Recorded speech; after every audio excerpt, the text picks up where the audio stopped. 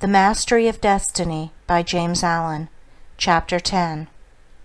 The Joy of Accomplishment. Joy is always the accompaniment of a task successfully accomplished.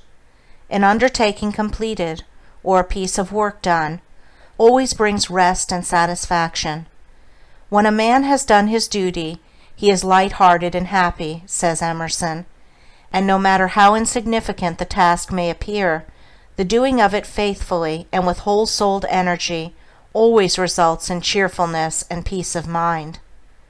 Of all miserable men, the shirker is the most miserable, thinking to find ease and happiness in avoiding difficult duties and necessary tasks, which require the expenditure of labor and exertion.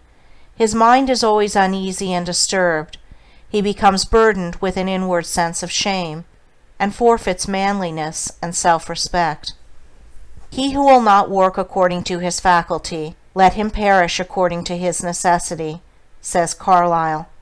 And it is a moral law that the man who avoids duty and does not work to the full extent of his capacity does actually perish, first in his character, and last in his body and circumstances.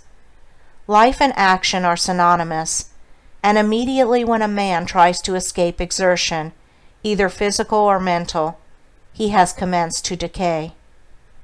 On the other hand, the energetic increase in life by the full exercise of their powers, by overcoming difficulties, and by bringing to completion tasks which called for the strenuous use of mind or muscle.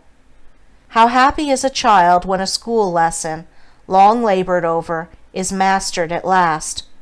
The athlete, who has trained his body through long months or years of discipline and strain, is richly blessed in his increased health and strength, and is met with the rejoicings of his friends when he carries home the prize from the field of contest.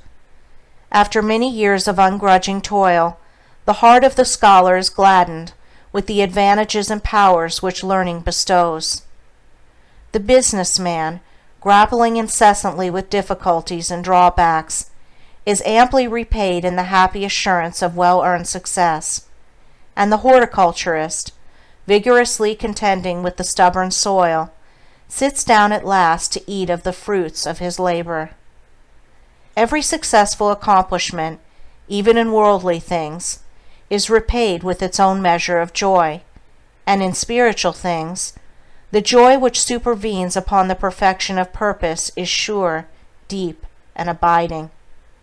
Great is the heartfelt joy, albeit ineffable, when, after innumerable and apparently unsuccessful attempts, some ingrained fault of character is at last cast out to trouble its erstwhile victim and the world no more.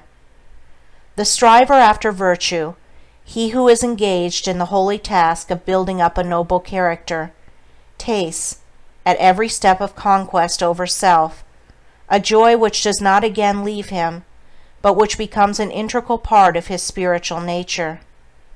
All life is a struggle. Both without and within, there are conditions against which men must contend.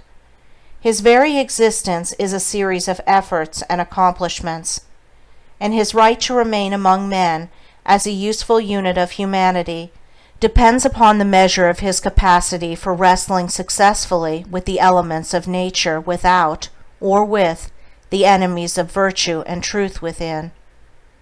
It is demanded of man that he shall continue to strive after better things, after greater perfection, after higher and still higher achievements.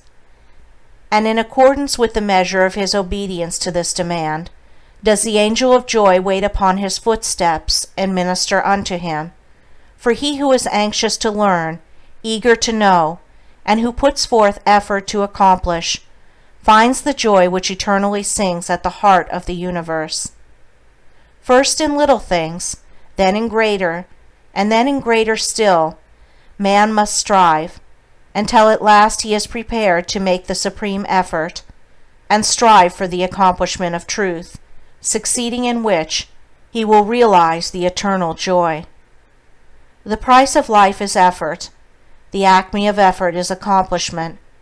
The reward of accomplishment is joy. Blessed is the man who strives against his own selfishness. He will taste in its fullness the joy of accomplishment. End of chapter 10. Recording by Andrea Fiore. End of The Mastery of Destiny by James Allen.